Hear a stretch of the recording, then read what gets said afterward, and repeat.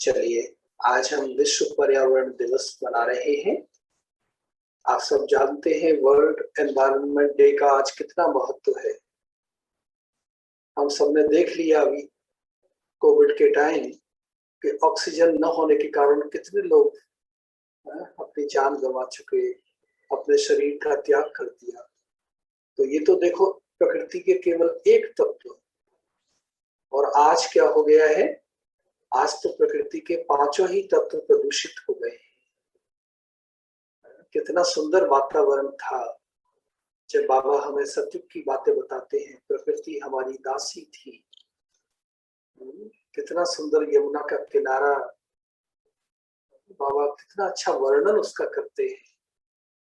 तो आज वो प्रकृति थोड़ी, क्या कहेंगे, प्रदूषित हो गई है। आज वही प्रकृति हमें कितना नुकसान पहुंचा रही है। तो इसलिए ब्रह्मा कुमारी की स्थापना से लेके ब्रह्मा बाबा ने, मम्मा ने, हमारी दादियों ने, बड़े दादाओं ने, सबने प्रकृति का दोहन कम से कम कैसे किया जाए, हम कभी भी नेचर को एक्सप्लॉइट न करें। बाबा इसके बारे में बहुत ध्यान पहले से ही हम बच्चों का भी खिंचवाते हैं, और बाबा ने भी अपने जीवन में ये सब किया। तो अब चूंकि प्रकृति का इतना रौद्र रूप हम देख रहे हैं, तो कई बार हमें लगता है शायद प्रकृति को क्रोध आया हुआ है, प्रकृति ये सब क्यों कर रही है। लेकिन बाबा ने हमें बताया है, और वैज्ञानिक भी ये मानते हैं कि प्रकृति जो कुछ कर रही है वो सब हम मनुष्य आत्माएं जितनी भी धरा पर हैं उनके अंदर की प्रकृति क्या कर रही है उसका केवल रिफ्लेक्शन है। प्रकृति तो कभी भी खराब नहीं थी। आज भी प्रकृति हमें कितना दे रही है। तो थोड़ा हम इस पर विचार करें कि मेरी अंदर की प्रकृति कैसी हो गई है। कई बारी बाबा हमें बताते हैं, बच्चे मन आपका कैसा हो, मन निर्मल हो, मन शांत हो, मन में सबके प्रति शुभ भावनाएं भरी हो, शुभ कामनाएं भरी हो। बुद्धि से भी हम कैसे निर्णय लें, हम ठीक समय पर ठीक निर्णय लें, ताकि हमें कभी पश्चाताप न करना पड़े, ओहो मैं ये कर सकता था, मैंने ये नहीं किया। और फिर बाबा संस्कारों का तो कहते हैं सारा ही खेल है। संसार कब बदलेगा, जब हमारे संस्कार बदल जाएंगे। तो चूंकि आज हमारी अंदर की प्रकृति में कोई सामंजस्य नहीं है, there is no harmony inside, and that is the reason there is no harmony outside. तो सबसे पहले हमें मन, बुद्धि, संस्कार को एक लाइन में ले आना है। यही हमारे योग की पराकाष्ठा भी है, यही हम योगियों की सर्वोच्च अवस्था में है।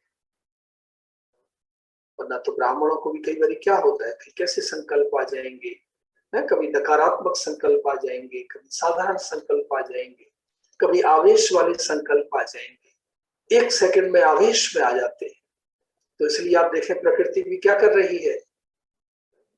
आप देखिए पिछले अगस्त से लेकर अगस्त 2020 से और अभी जून 2021 आ गया, प्रकृति का हम खेल देख रहे हैं। जून के महीने में ही आप देखेंगे 1 जून को मिनिमम टेम्परेचर हो गया 17.8 या शायद 9 डिग्री। कहते हैं जब से वेदर का रिकॉर्ड दिल्ली और एनसीआर में रखा जा रहा है, इतना कम तापक्रम कभी नहीं हुआ। और मई महीने का आप देखेंगे तो मई मास में क्या हुआ, एक दिन में इतनी बरसात, कहते हैं कितने वर्षों के बाद दिल्ली में हुई। और आप अप्रैल का देखेंगे कितनी गर्म, मार्च भी कितनी गर्म, फिर फरवरी भी गर्म, और जनवरी का देखेंगे जो शीत लहर वो आ रही है। दिसंबर में भी टेम्परेचर बहुत लो चला गया। तो ये सब बातें मैं आपको क्यों बता रहा हूं, क्योंकि ये जो हमारी अंदर की प्रकृति है ये आज बहुत डिस्टर्ब रहती है। इसलिए इसका प्रभाव बाहर की प्रकृति पर भी पड़ रहा है। तो बाबा ने हमें बताया है कि बाहर की प्रकृति तभी ठीक होगी, पर्यावरण तभी ठीक होगा जब हम अपने अंदर की प्रकृति को ठीक रखें।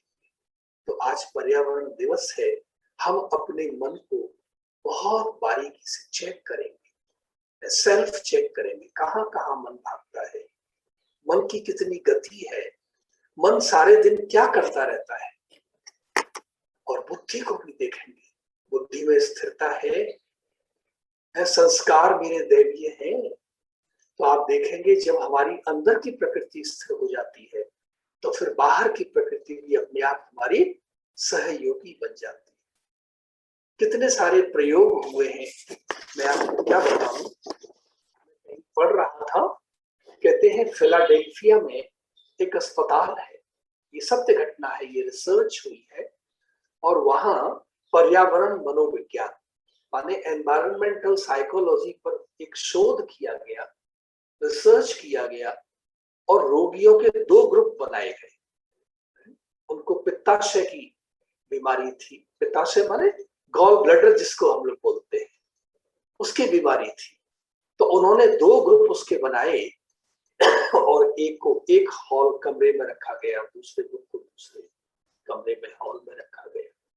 चेंज क्या किया कि एक कमरे में जो खिड़की थी उसके सामने बहुत सुंदर हरियाली, बहुत सुंदर वृक्ष हरे भरे, लेकिन जो दूसरी खिड़की थी उसके सामने क्या किया, एक ईंटों की लाल दीवार। तो नेचुरली जो रोगी हैं, जो पेशेंट हैं, वो बाहर देखते हैं, हम सब भी देखते हैं। तो अब सुनिए परिणाम क्या हुआ।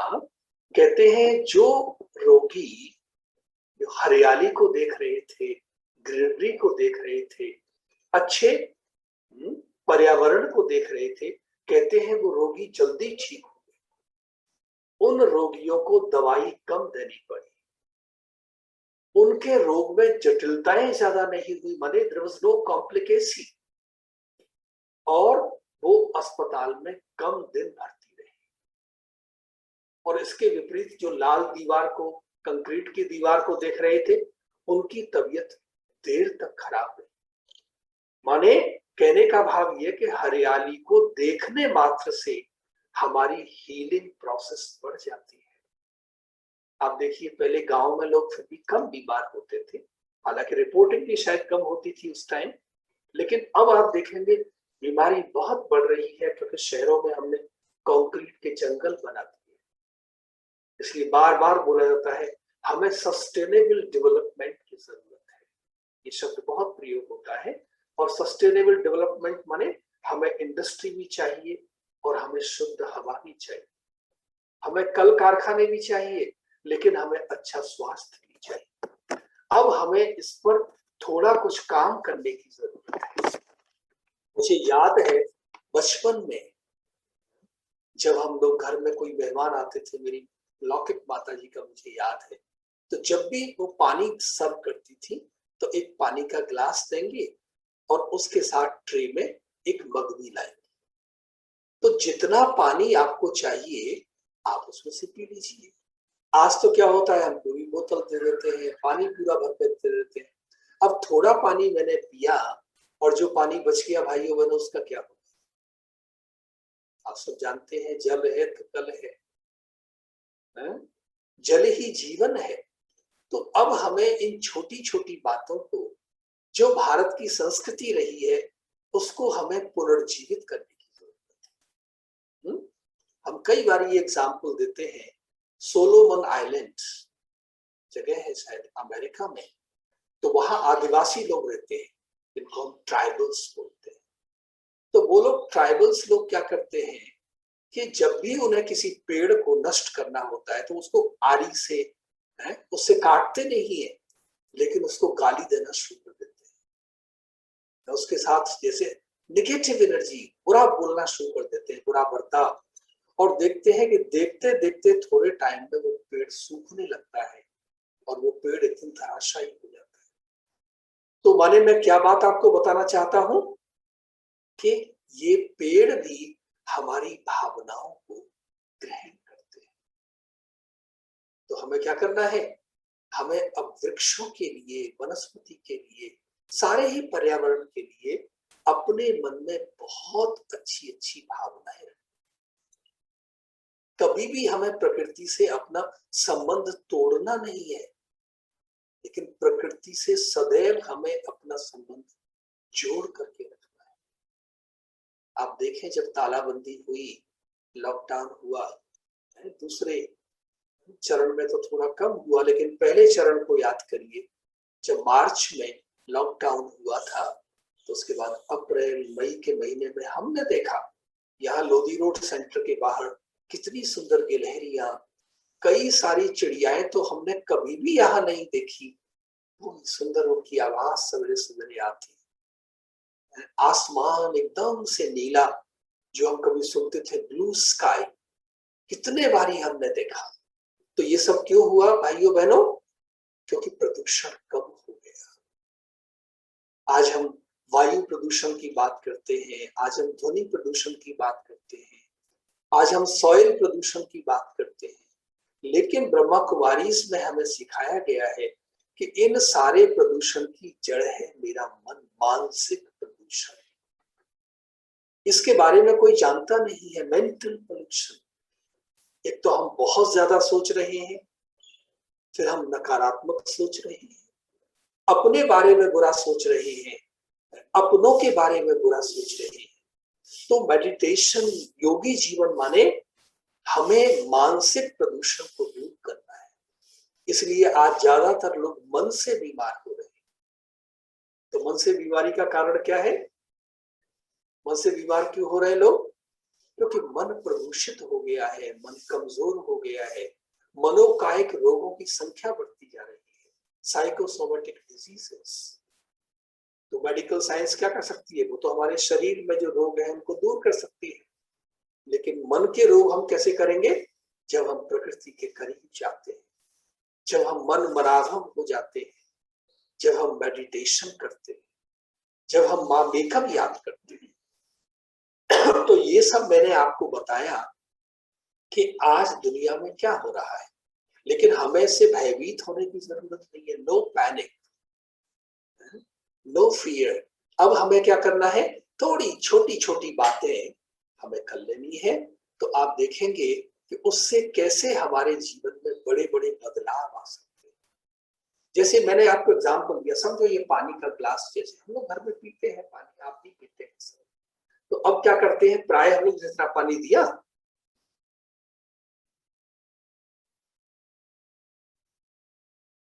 अब ये पानी मैंने ऐसे ही छोड़ दिया। अब इस पानी को कोई दूसरा पिएगा नहीं, बाद में मैं भी नहीं पीऊंगा। तो आज से चूंकि हमें पर्यावरण की रक्षा करनी है, we have to protect the environment, तो जितने पानी की हमें आवश्यकता है हम केवल उतना ही पानी लें।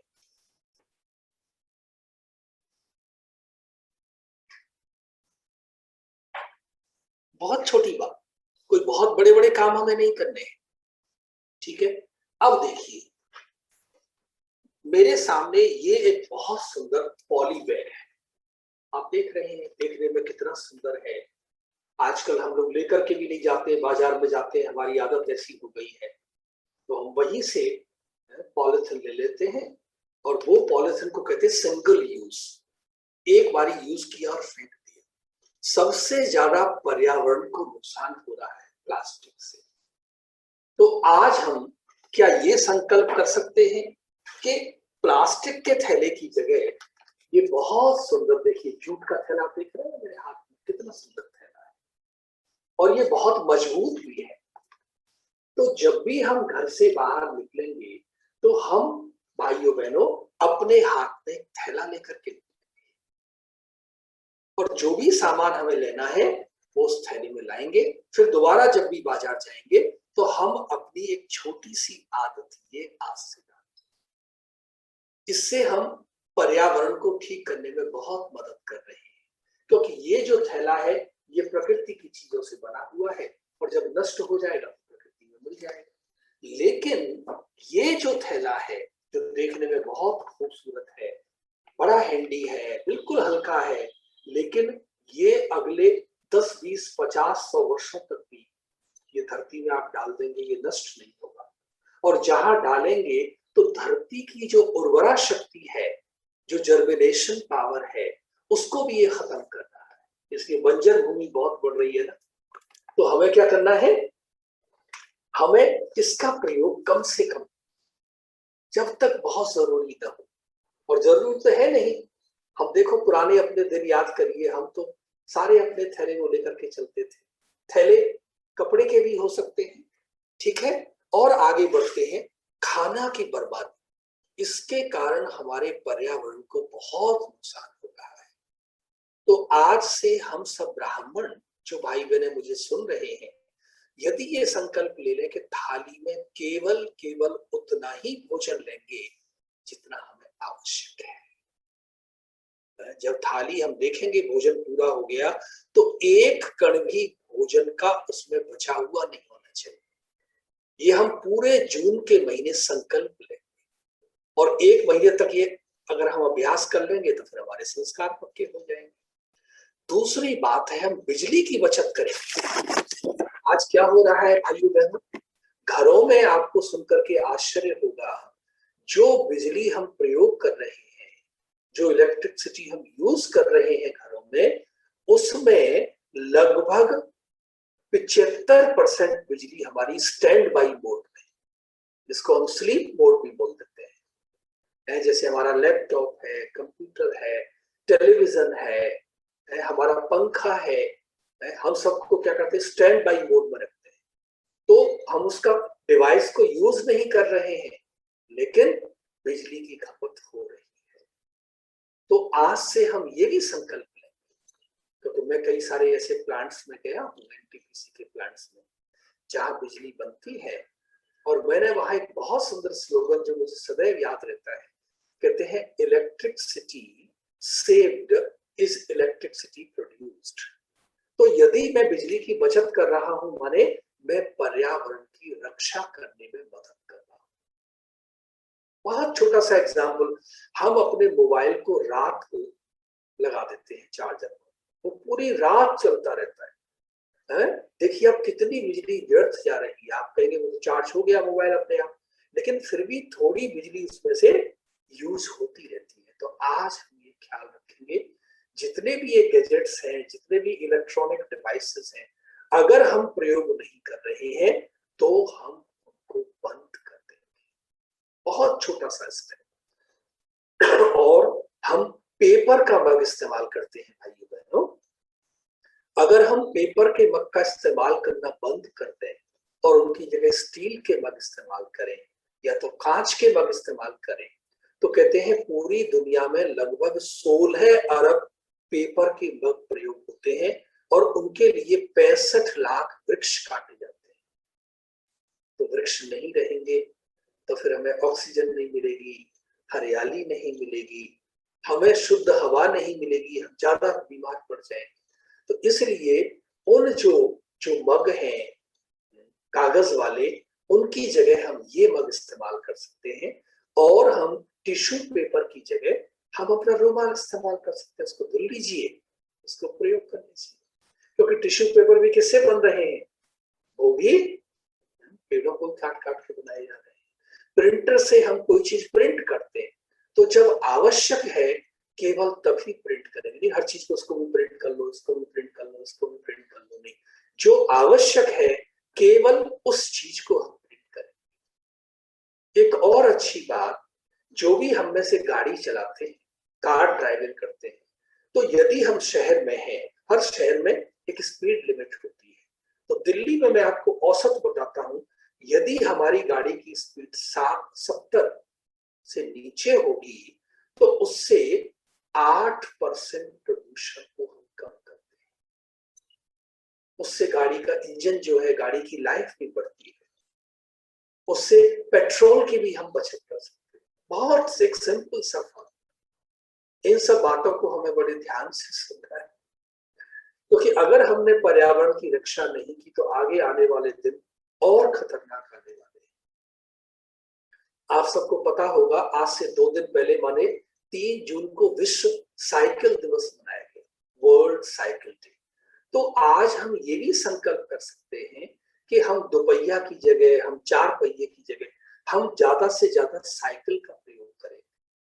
साइकिल बहुत एनवायरनमेंट फ्रेंडली है, कोई प्रदूषण नहीं है, और हमारे शरीर की एक्सरसाइज, व्यायाम भी बहुत होता है। हमें सब्जी के लिए जाना है, हमें बाजार कोई छोटे काम के लिए जाना है, हम तुरंत अपना स्कूटर निकालते, कभी कार निकालते।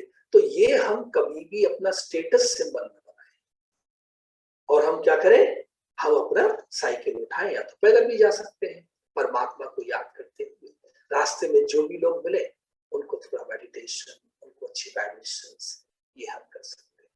हम अपना जन्मदिन हर वर्ष मनाते हैं, तो इस बारी जब हम अपना जन्मदिन मनाएंगे तो हम संकल्प करें कि एक पौधा हम जरूर लगाएंगे। कई सारे भाई बहन आप में से कह सकते हैं कि दिल्ली में तो स्थान नहीं है, हम कहाँ पौधे लगाएं।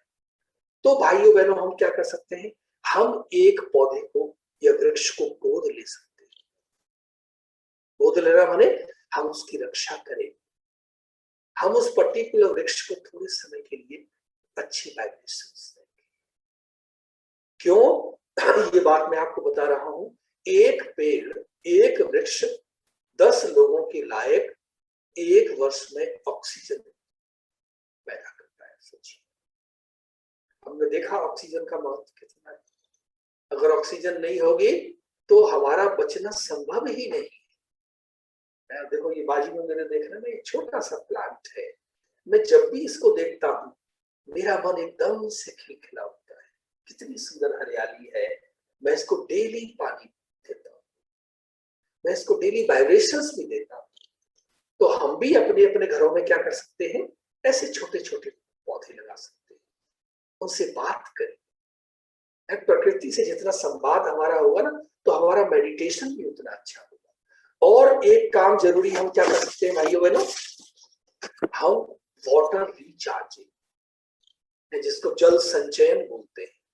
आज सारी दुनिया में और दिल्ली में विशेषकर जो वाटर टेबल है वो बहुत डिस्टर्ब हो गई। क्यों? क्योंकि हम पानी को बहाए जा रहे हैं, बहाए जा रहे हैं, बहाए जा रहे हैं, और पानी को संचय कहीं किया नहीं। पुराने जमाने में तालाब होते थे, झील होती थी, जोहड़ होते थे, और उसमें पानी संचय किया जाता था जब बरसात होती थी। फिर सारे वर्ष हम उस पानी को इस्तेमाल करते थे। अभी हमने क्या किया, अभी तो सारे खत्म हो गए। तो धरती में जो पानी की टेबल है वो बहुत खतरनाक लेवल पर पहुंच गई, डेंजरस लेवल पर। तो जहां भी संभव हो, अपने घर की छतों पर या अपने घर के सामने कोई छोटा बगीचा, कहीं भी हो, आप एक्सपर्ट से उसके बारे में राय कर सकते हैं, और उसके द्वारा आप क्या कर सकते हैं, उसके द्वारा आप जल संचयन की व्यवस्था, वाटर हार्वेस्टिंग सिस्टम, बहुत जल्द, छोटी छोटी बात। और इन सबसे ज्यादा हम प्रतिदिन उठ करके प्रकृति को थोड़े समय के लिए बहुत सुंदर वाइब्रेशंस दें। प्रकृति कितनी सुंदर है। धरती माँ से हमने क्या सीखा, एक वृक्ष से हमने क्या सीखा, वायु तत्व से मैंने क्या लर्न किया, अग्नि तत्व से मैंने क्या सीखा। तो आप देखेंगे कि अवश्य ही ये धरा, ये पर्यावरण पुनः बहुत सुंदर बन जाएगा। और भारत में जो संस्कृति रही है कि हमारे यहाँ देखो वृक्षों की भी पूजा होती है। क्यों? विशेषकर पीपल के वृक्ष की, क्योंकि वो हमें ऑक्सीजन दे रहा है। देवता हो गया ना वो, देने वाला देवता। तो हमें धरती माता को भी पूजते हैं भारत में, क्योंकि धरती हमें जीवन दे रही है। यदि धरती नहीं होगी तो हम अन्न नहीं होगा, कुछ भी नहीं। जल को भी देव कहा गया है, तो जल के बिना तो हमारा जीवन ही संभव नहीं है। प्राणवायु। तो प्रकृति के साथ पुनः हमें अपना बहुत अच्छा संपर्क, संबंध स्थापित करना है। तो मैं समझता हूँ ये जो पर्यावरण दिवस है हमारे जीवन में एक नवीनता लेकर के आएगा। हमारे चेहरे का ग्लो बढ़ने लगेगा। जितना आप प्रकृति के नजदीक रहेंगे ना, तो आपके चेहरे का ग्लो बढ़ेगा। और जितना हमारा जीवन सादगी वाला होगा, जितनी सादगी वाला, महंगे से महंगे जूते भी आप खरीद सकते हैं, आप मध्यम भी खरीद सकते हैं, आप बीच के भी। जितनी महंगी चीजें आप खरीद रहे हैं माने कार्बन फुटप्रिंट्स, माने उतना ज्यादा हम पर्यावरण को नुकसान पहुंचा रहे हैं। इसलिए हमें किसी भी हालत में अपने पर्यावरण को खराब नहीं होने देना है। हमें बाहर की प्रकृति को प्यार करना है, अपने अंदर की प्रकृति को बहुत अच्छा रखना है। मन, बुद्धि, संस्कार। एक बारी हमने क्रोध किया तो प्रकृति के पास नेगेटिव एनर्जी चली गई, नकारात्मक ऊर्जा चली गई। हमें वो सब नहीं करना है। ठीक है, तो एक बारी पुनः आप सबको विश्व पर्यावरण दिवस की बहुत बहुत बहुत शुभकामनाएं। और हम आज सारे दिन ही जो बातें बताई गई हैं उनका ख्याल करेंगे। और सबसे बड़ा जो प्रदूषण है, मानसिक प्रदूषण, हमारे मन में इतने सारे संकल्प आ रहे हैं तो उनको कम करते जाएंगे। सकारात्मक संकल्प, कल्याणकारी संकल्प, पॉजिटिव थॉट्स। ठीक है, अभी हम परमात्मा का स्मरण करते हैं और फिर पूरा करेंगे।